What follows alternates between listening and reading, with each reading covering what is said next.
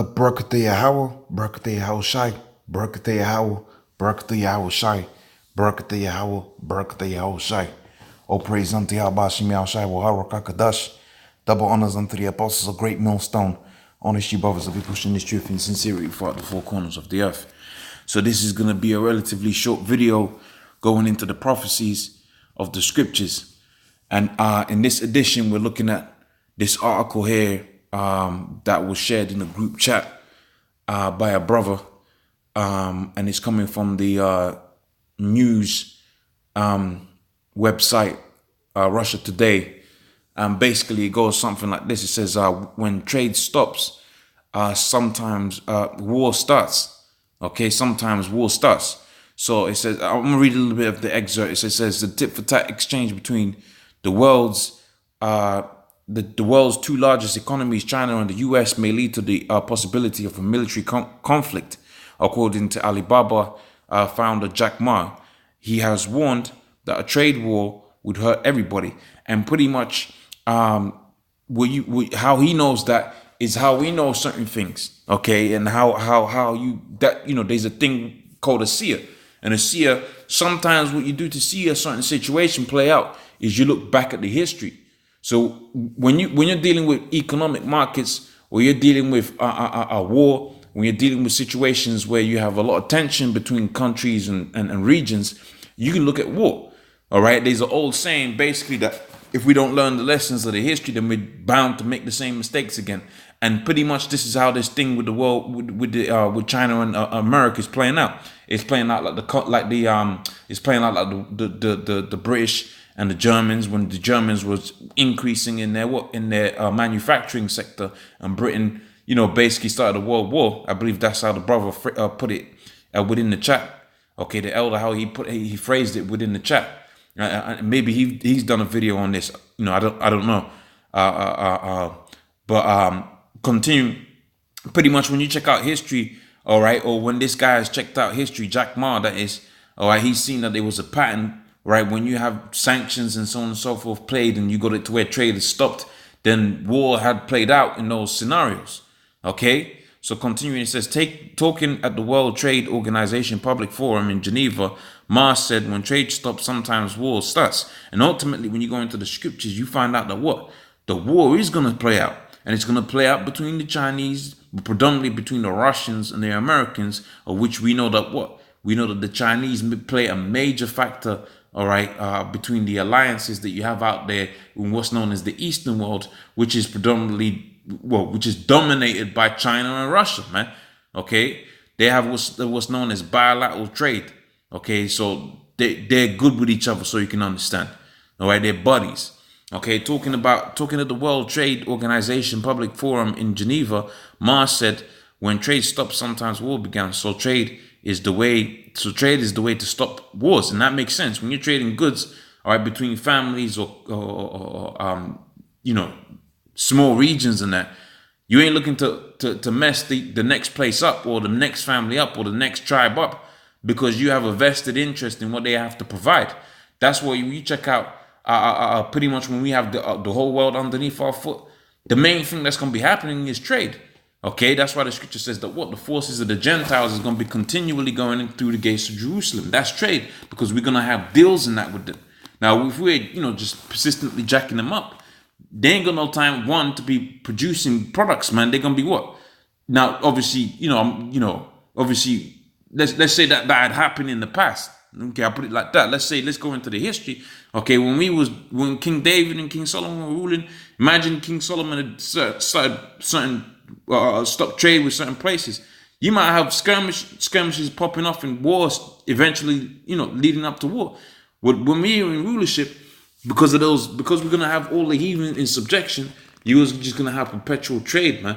That's gonna play out. That's gonna turn this place into the earth into what? Into an Eden. Okay, because there's not gonna be any reason why our goats are not gonna be grazing. There ain't gonna be no reason why vineyards are not being planted, and therefore there ain't gonna be no reason why trade ain't gonna be playing out, man. That's why it's gonna be a kingdom of peace. All right, and he said the trade is the way to build up trust. Okay, not the weapons with which to fight one against another. And when you check out the main export that America has, I think it's about 80%. It goes into what? It goes into war. Okay, their main export is that they export war. Right, the businessman expressed confidence that Beijing and Washington should work together to solve the challenge. Now, this ain't going to happen. What's going to happen is you're going to see a major world war, what's known as World War III, play out, and that's in accordance to the scriptures. Matter of fact, if I jump into the precept right now, and if I search whoa, we should get the relevant scripture. Okay, because when you go into the Bible, man, the Bible tells you everything. The Bible tells you about what's happened, okay, and what's gonna happen. All right, and what's gonna happen is a World War III is gonna play out. Let me change the wording up. It's past,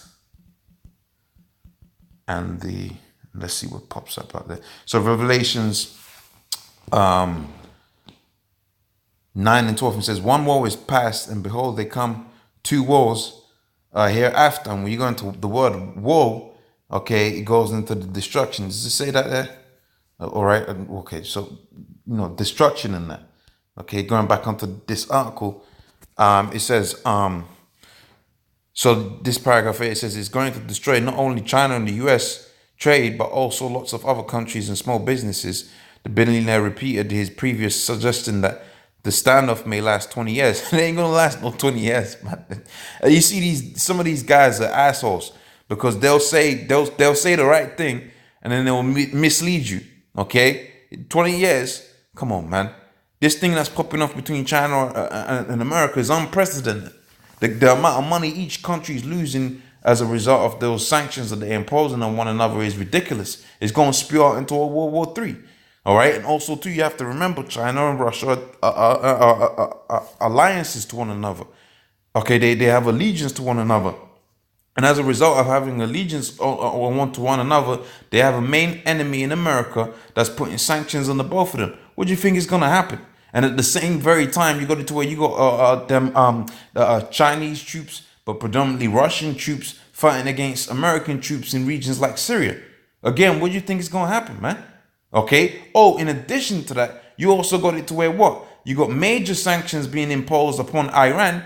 And the main thing that's keeping Iran afloat is Russia and China, because they're selling what? They're selling their oil over. Also the EU. I did a video on that. They're selling their oil out there into what? Into the Far East. So that's gonna create even further tension, man. Okay, to the end that what? The scriptures is fulfilled. All right. So let's go into the Bible now. Go into the book of Malachi, the 4th chapter, and go into the scriptures, because pretty much, you can read the articles, but the main things is the prophecies. All right, the main things is we get into the prophecies. What the prophecies say. This is all speculative, but what does the scripture says? Okay, so Malachi 4 and 1, it says, "For behold, the day cometh that shall burn into oven, and all the proud, yea, all that do wickedly shall be for stubble." You got a lot of proud people out here, man. Maybe because of money, and pride is a motherfucker, man. Pride is a motherfucker, because you might, hey, I've been through it. You deal with pride for a certain amount of time, then another situation that makes you proud comes along. That's why you gotta pray unto Yahweh that He has mercy on you, man. Okay? All that do proudly shall do, yea, all that do wickedly shall be for stubble. Now, this is really talking about Esau, because Esau's what? He's known as a proud individual. You go to the book of Obadiah, you find out that Esau is really one of the most proudest individuals that's ever existed. Okay? Who boasted himself so much that he calls himself God. All right, so it says, "That shall burn them," and saith the Lord, "that shall burn them up," saith the Lord of hosts, "that shall leave neither root nor branch." So you ain't gonna be left, and that goes to show you that's talking about Esau, because all the nations are gonna exist after this destruction, this World War III, but ultimately Esau is the one that's not gonna be left children, nor the tree, okay, nor the root, okay, nor the branch, so you can understand. "But unto you that fear my name shall the Son of righteousness arise, with healings in his wings. Yea, he shall go forth up as calves and of the soul." So pretty much, that's what's coming, man. Okay, the day of darkness and gloominess, and that's pretty much what this is alluding to. All right, when trade stops, then war begins, and it's gonna be a world's war when this war begins. Okay, so with that, I must say, all praise unto Yahweh, double honors unto the apostles of GreatMillStone, honor you brothers that be pushing this truth in sincerity. Shalom.